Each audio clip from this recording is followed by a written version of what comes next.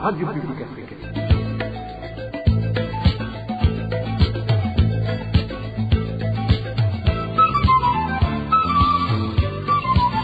Radio Publique Africaine.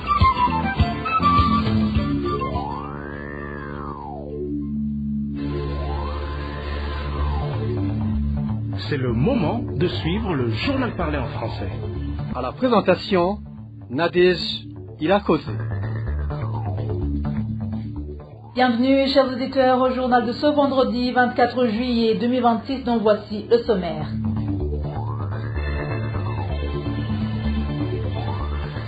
Les cas de violences sexuelles commises à l'égard des femmes et des jeunes filles prennent une ampleur préoccupante dans plusieurs communes de la province de Butanyerera. Au cours du mois de mai 2026, plus de 20 cas de viol sont recensés.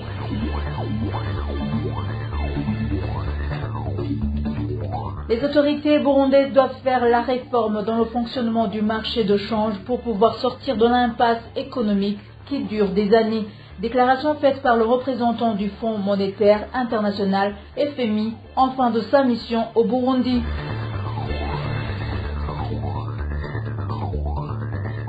À partir de ce samedi 25 juillet, au département des sports, se jouera la grande finale des playoffs entre deux formations rivales, Urunani et Dynamo. Vous allez le suivre dans ce journal. Tout de suite, les détails de cette édition.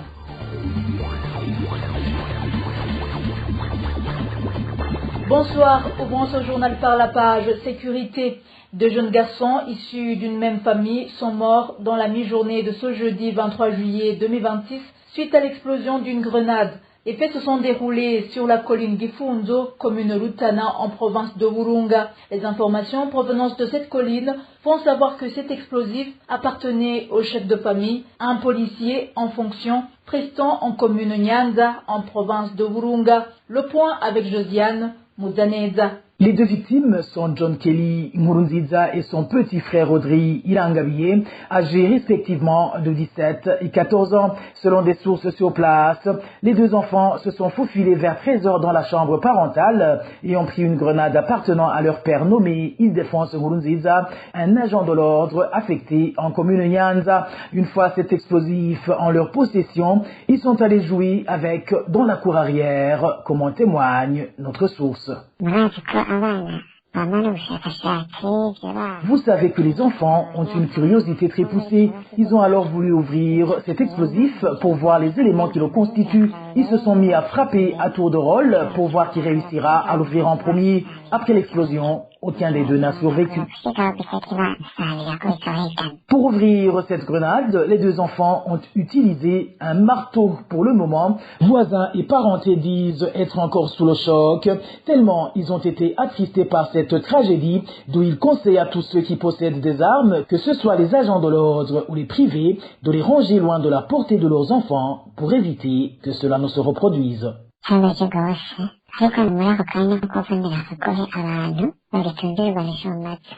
C'est vraiment triste. Un clin d'œil aux personnes détentrices d'armes à feu. Cachez-les dans un endroit non accessible à vos enfants afin d'éviter ce genre d'accident qui risque de coûter la vie à vos proches. Vous saurez que le policier en question a vite été emmené au commissariat communal de Rutana en attendant la suite des enquêtes.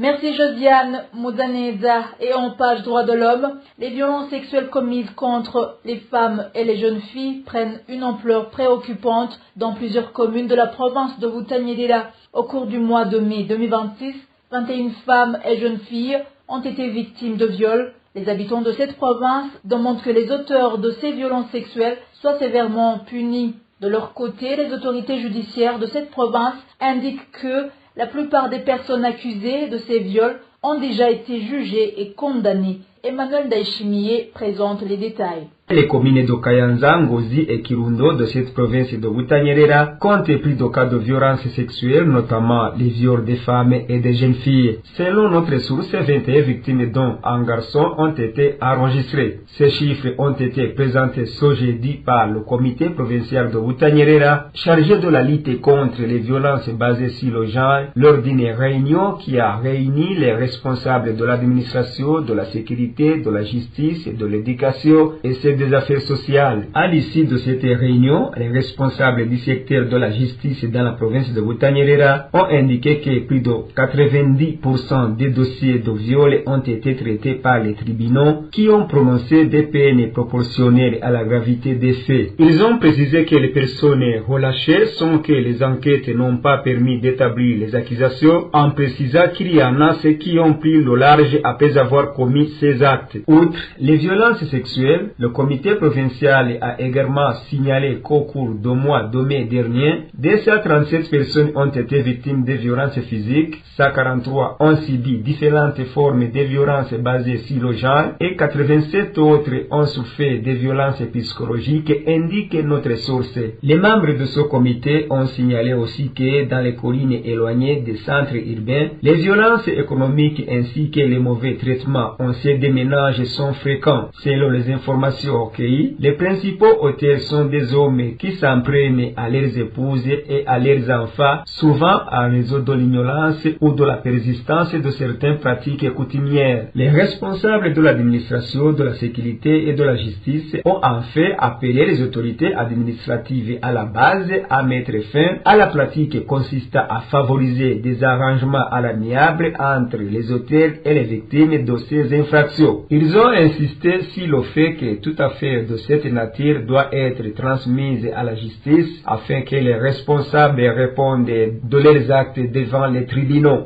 Merci Emmanuel Laïchimier. Après une courte pause, nous poursuivons ce journal avec la page économie. Les responsables de différentes institutions de l'État sont appelés à assurer une gestion rigoureuse et efficace des fonds alloués par le gouvernement au titre de l'exercice budgétaire 2026-2027. Cet appel a été lancé par le Premier ministre du Burundi, Nestor Nahonouye, lors de la cérémonie officielle d'ouverture de l'année budgétaire 2026-2027 tenue ce jeudi 23 juillet. Le Premier ministre a également précisé que dans le cadre de la nouvelle organisation administrative du Burundi, les provinces et les communes disposeront d'une plus grande autonomie dans la gestion des ressources financières qui leur seront attribuées afin de répondre plus efficacement à leurs besoins de développement. Écoutons Nestor Nahonouye, Premier ministre du Burundi. Il s'agit d'une opération courante qui est prévue par la loi, mais au cours de cette année, il y a beaucoup de nouveautés suite au nouveau redécoupage administratif qui a fait que les provinces reviennent à 5, les communes reviennent à 42 et les zones ainsi que aussi les collines et quartiers ont aussi augmenté. Cela va de pair avec l'exécution du budget de l'État. Il doit être déconcentré au niveau des provinces et décentralisé au niveau des communes. Au lieu que les ministères ou les provinces fassent des demandes au niveau du ministère des Finances, le ministère des Finances est déjà déconcentré dans les provinces. C'est-à-dire que le budget sera aussi déconcentré au niveau des provinces et décentralisé au niveau des communes. Les crédits vont être alloués aux directions provinciales en charge du budget et de la comptabilité dans les provinces. Et l'autre budget au niveau de communes va être octroyé au niveau de la phonique. Et c'est ces deux institutions qui vont s'en charger pour l'exécution du budget. Et les demandes au niveau des provinces vont se faire dans les provinces. Et les demandes au niveau des communes vont se faire dans les communes. Et seules certaines activités clés et stratégiques qui seront demandées au niveau du ministère des Finances. Pour ceux qui sont chargés de la mise en œuvre, comme nous le prenons pour toujours, c'est vraiment de mettre en œuvre le budget de l'État d'une manière rationnelle, d'une manière efficace, d'une manière efficiente pour avoir plus de l'impact sur ce budget. Toujours en page économie, le Burundi ne pourra pas relancer durablement son économie sans réformer le fonctionnement du marché de change. Cela a été récemment déclaré par le représentant résident du Fonds monétaire international FMI en fin de sa mission au Burundi. Selon ce responsable, les autorités burundaises doivent aligner le taux de change du franc burundais sur celui du marché afin de trouver une solution aux difficultés économiques auxquelles le pays est confronté depuis un certain temps. Éloge Divin, les Méchas. Le Fonds monétaire international, FMI en sigle, considère la réforme du marché de change au Burundi comme l'une des mesures économiques les plus importantes que le pays devrait mettre en œuvre pour relancer son économie. L'ancien représentant résident du FMI au Burundi, Samuel Delpierre, a déclaré que l'unification du taux de change, une plus grande flexibilité du marché de change et sa libéralisation progressive permettraient de résoudre le problème d'accès aux devises et de réduire les obstacles qui freinent l'économie. Selon ce responsable qui vient de terminer sa mission au Burundi, ces changements permettraient de réduire rapidement la pénurie du carburant, d'attirer les investisseurs étrangers et de stimuler les secteurs exportateurs, notamment celui du café. Samuel Delpierre ajoute que le FMI estime également que l'aide des partenaires au développement du Burundi aurait une valeur plus élevée une fois convertie en francs burundais. Toutefois, l'ancien représentant du FMI reconnaît que ces réformes sont sensibles sur les plans politiques et économiques. Il évoque notamment les inquiétudes de ceux qui craignent une nouvelle hausse des prix, mais il estime que cela ne devrait pas constituer un obstacle car le système actuel de change n'a pas empêché une forte augmentation des prix avec une inflation cumulée proche de 100% depuis 2023. Samuel Delpierre explique également que la plupart des produits importés sont déjà achetés au taux de change du marché parallèle, ce qui signifie qu'un ajustement du taux officiel n'aurait pas un impact majeur sur les prix. Selon lui, les produits pétroliers sont les seuls qui pourraient connaître un changement important. Il recommande ainsi la mise en place des mesures d'accompagnement pour soutenir les ménages les plus vulnérables. Le représentant du FMI qui a passé 3 ans à ce poste au Burundi avertit enfin que si le pays ne met pas en œuvre ces réformes, il risque de continuer à faire face à une faible croissance économique, à une hausse persistante des prix ainsi qu'à une pénurie de devises étrangères. Merci, Éloge Divin des Méchas. Le président de l'association Parsem, Faustin Dikoumana, estime que l'État ne devrait pas fixer les prix de certains produits vendus sur le marché. Il réagit après que certains administrateurs communaux ont décidé de fixer les prix de la viande. Selon lui, dans une économie de marché, ce sont l'offre et la demande qui doivent déterminer les prix et non les autorités administratives. Il ajoute que l'intervention de l'État dans la fixation des prix peut perturber le fonctionnement normal du marché. Suivez plutôt Faustin Dikoumana, le président de l'association Parsem. Le rôle de l'État dans l'économie doit être régulé et limité. Quand est-ce que le gouvernement s'en trouve obligé à intervenir pour fixer les prix? C'est en situation de monopole. Quand il y a un seul vendeur sur le marché où il y a plusieurs acheteurs. Donc, un seul vendeur, plusieurs acheteurs, c'est un marché de monopole. Là, l'intervention des pouvoirs publics est justifiée. Ou bien dans une situation de marché d'oligopole où il y a un nombre limité de vendeurs qui peuvent faire une entente pour fixer le prix au détriment des intérêts des consommateurs. Donc là aussi, les pouvoirs publics peuvent intervenir. Surtout aussi quand il s'agit des produits stratégiques comme le carburant, l'électricité ou autre. Mais dans le cas de figure, pour le commerce de la viande, il n'y a pas de monopole dans la vente de viande ici dans notre pays. Le marché de la viande, il y a intervention de plusieurs offreurs, plusieurs vendeurs. C'est une confrontation est vraiment concurrentielle. C'est un marché vraiment de libre entrée sur le marché. Donc la loi de l'offre et de la demande doit être sauvegardée. C'est la loi du marché. Mais tout en tenant compte du coût de production de la viande pour le vendeur qui doit, à la fin de compte, quand même réserver sa marge bénéficiaire. Donc il faut analyser la filière dans son ensemble. Pour l'éleveur qui doit vendre la vache qui sera abattue à l'abattoir pour fournir de la viande, pour l'éleveur, il comptabilise l'alimentation de la vache, les services d'entretien du gardien des vaches, il y a l'alimentation à travers les dérivés des céréales, donc comme complément alimentaire, il y a les services de médecins vétérinaires, tout ça est comptabilisé pour fixer le prix de la vache sur le marché. Donc il doit aussi réserver sa marge bénéficiaire pour qu'il y ait la survie de toute la filière dans son ensemble. À présent, page gouvernance. Certains des agents mobilisés pour sensibiliser les enfants à participer à la campagne de vaccination contre le cancer du col de l'utérus destinée aux filles âgées de 9 à 14 ans dans la commune Rumongue en province de Burunga réclament le paiement de leurs frais de déplacement qui leur avait été promis lors de la formation préparatoire. Ils indiquent que ça fait plus de 2 mois qu'ils sont en attente d'être régularisés par le ministère de la Santé publique, mais en vain. Digne Karondo nous en dit plus. Ces personnes qui n'ont toujours pas reçu l'argent promis pour se déplacer avaient été convoquées avant la campagne pour être formées sur la manière de sensibiliser les enfants à répondre massivement et se faire vacciner sans crainte. Parmi elles figuraient des chefs de colline, des enseignants, des agents de santé communautaire et d'autres, raconte notre source.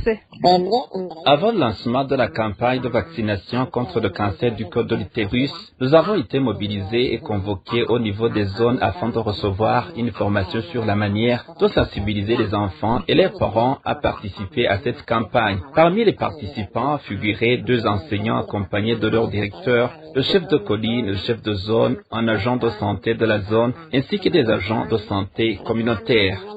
Selon toujours notre source, ces participants devaient percevoir une indemnité de transport de 19 500 francs burundais. Cependant, ce qui est préoccupant, lors de la formation, ils ont été contraints de signer des documents attestant qu'ils avaient déjà reçu cette somme, car on leur avait fait comprendre que celui qui ne signe pas n'obtiendra rien. Aujourd'hui, 2 mois se sont écoulés, ils attendent toujours.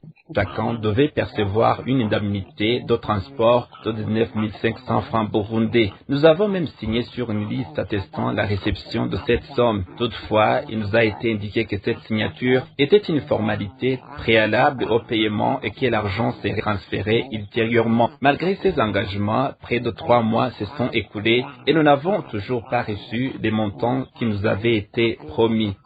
Ces derniers demandent au ministère de la Santé publique de prendre les dispositions nécessaires afin que les montants promis leur soient versés. Rappelons également que les enseignants de la province de Buhumuza qui ont participé à cette campagne n'ont pas non plus reçu la prime d'encouragement qui leur avait été promis, tout comme les infirmiers de la province de Gitega qui attendent toujours le remboursement de leurs frais de déplacement liés à cette activité. Merci Digne Karondo. Dernier dossier du journal avec la page sport. À partir de ce samedi 25 juillet, au département des sports, se jouera la plus grande finale des playoffs.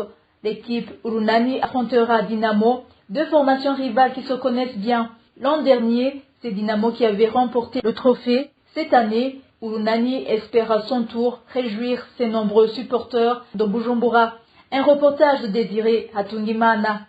Les matchs entre ces équipes qui sont considérées comme les plus fortes du pays se dérouleront au terrain du département des sports au ministère des Sports. Il est prévu que l'équipe qui remportera 4 victoires successives programmées sera sacrée championne de cette saison. Pour atteindre la finale, Dynamo a éliminé les Tigers en s'imposant 3 victoires contre 1, tandis que Urunani a sorti Kern remporta 3 matchs à 0. Selon le règlement de la Fédération burundaise de basketball, chaque équipe compte 12 joueurs sur la feuille de match, dont un maximum de 5 étrangers, mais seulement 3 peuvent être sur le terrain en même temps. Les clubs ont donc renforcé leur effectif avec des basketteurs étrangers expérimentés pour viser le titre. Dans le club d'Urunani, on retrouve Mamadou Dioumé du Sénégal, Jules Lipia et David Bolingo de la République démocratique du Congo, Mahmane Koulibaly du Mali et Petit Parish des États-Unis d'Amérique. Dans l'équipe de Dynamo évoluent Chumanoe Toto de la République démocratique du Congo, Etienne Tametong du Cameroun, Thierry Sagna et Pape Badji du Sénégal, ainsi que Pape Ndiaye de la Côte d'Ivoire. Tous les spécialistes du basketball burundais affirment qu'il est difficile de prédire le vainqueur. Le premier match donnera une idée de la physionomie de la finale, mais chacun reconnaît que les équipes ont fait de gros efforts pour recruter les meilleurs talents. Le club qui remportera le titre représentera le Burundi dans les qualifications de la Basketball Africa League BAL. Rappelons que l'an dernier, Dynamo n'avait pas participé car il n'avait pas payé l'amende de $50,000 américains infligée pour avoir refusé de porter les maillots sponsorisés par Visit Rwanda. Les supporters demandent si en cas de victoire, le club réglera en fait cette amende ou si l'État autorisera l'équipe burundaise à porter cette tenue. Chez les dames, la finale opposera Dynamo à les Hippo.